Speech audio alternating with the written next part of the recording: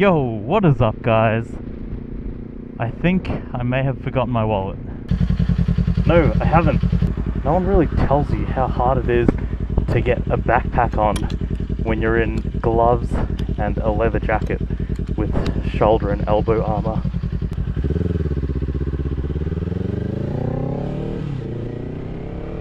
Alright, we're off. It is a warm day, and on a day such as this, as a motorcyclist, you want to keep moving, especially when you're in a leather jacket. I'm in my riding jeans today, so thankfully the legs aren't being cooked as thoroughly as my abdomen is, but it is toasty, man. Anyway, we're on the way to get some Dragon Hot Pot with a good mate of mine. You know, I enjoy watching these videos where people are like, riding my motorcycle to go get some pizza with my friends or something like that. Kind of sells the whole lifestyle, right? Oh, first one at the lights. I actually don't like this because it leaves my 6 o'clock open to shitty drivers. I actually much prefer traffic lights and intersections where there is a bit of a line built up and I can filter to the front. That way I know that all the cars behind me have already stopped. So now that I've been riding for a bit, a new goal that has emerged during the progression of my motorcycle journey is to try and make it a little more practical for the everyday kind of ride, you know? Oh, look at that, I don't have to wait. And it started with my desire to commute on the motorcycle. Go watch that video if you haven't already.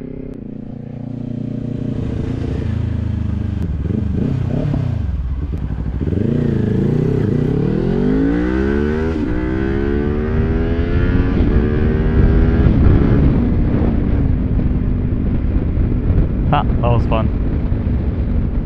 Yeah, commuting kind of set everything in motion. This desire to make motorcycle really practical and versatile. So after figuring out how to commute on this thing, the next step I've taken is trying to go other places. Places where I don't have gear stored, places where I don't have, you know, a second set of shoes or comfy clothes or a locker room to store my shit. Places that are less permanent, such as Hot Pot. And I did end up buying these riding jeans for that reason. You know, they're a little comfier, you can walk around in them when you're off the bike and not just go sit in a cafe with fellow motorcyclists.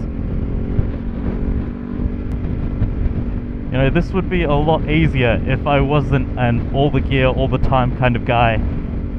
But that's one thing I'm not going to compromise on. I need all my gear on, especially if I'm exceeding the speed of 40 kilometers an hour, because it doesn't matter whether you're on a Yamaha R3. Hell, it doesn't matter if you're on a 50cc scooter or a Yamaha R1. You know, the moment you come off, physics doesn't give a shit about the displacement of your engine. Ferntree Gully Road. Shit, I was meant to get on to Springvale? Or is that how you get onto Springvale Road? Fuck if I know, man. Ah, that's another thing riding a motorcycle made me realize. I'm so dependent on maps, it's actually ridiculous. Springvale Road. When you're on a bike, especially when you're restricted and you're not allowed to actually have your phone in front of you or even have your phone feeding you directions through a headset, it really does make you realize how much you depended on it. So that's another thing that I've picked up throughout my motorcycle journey, and it's good. You know, I'm forced to figure it out, and if I fuck it up, which I do a lot, I can just pull over, whip out the phone and double check. But there's this great sense of satisfaction that I do get from getting directions right. And I know for a lot of people, especially in the previous generation, it's such a normal thing. But for me, and I'm sure many others out there, we just rely so heavily on Google Maps and other forms of navigation that spoon feed everything to us. I could wait for the green, but I'm not going to because someone behind me might not pay attention. And it's also really hot, so I don't want to sit there cooking in my leather condom. Look at that. Beautiful. Parking just for me? How cool. Right next to the shop that I want to visit? Wow. You shouldn't have, Melbourne. So kind of you. The noble steed has yet once again got me to my destination safe and sound. And for that, I'm grateful.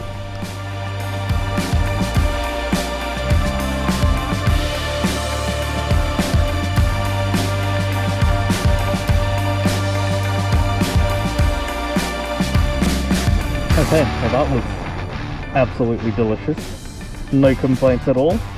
But yeah, referring back to that conversation regarding making the motorcycle more practical for scenarios such as this where I'm just going out for a feed with mates.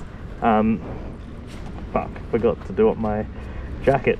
It's shit like that, you know, like when you're in a car you hop in and you drive off.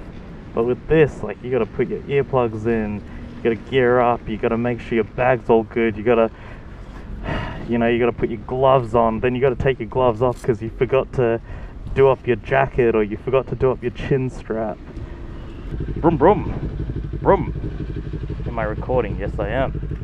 With that being said, let's hit the road. Let's get, oh my god.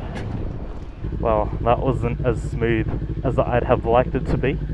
Okay, now let's hit the road. This little dude. What a cutie. It's just one of the cool things about being on a motorcycle. You get those tiny little interactions with random people in random scenarios that you don't get if you're in a car. And it may not seem like a lot, but it really adds to the experience of riding a motorcycle. Thanks so much for watching, guys. I hope you enjoyed the video. I really appreciate all of your support. We have hit 100 subscribers, which is huge. I'm really appreciative of that. It may not seem like a lot to many of you out there, but it means a lot to me. Thanks so much for watching. I will catch you on the next one.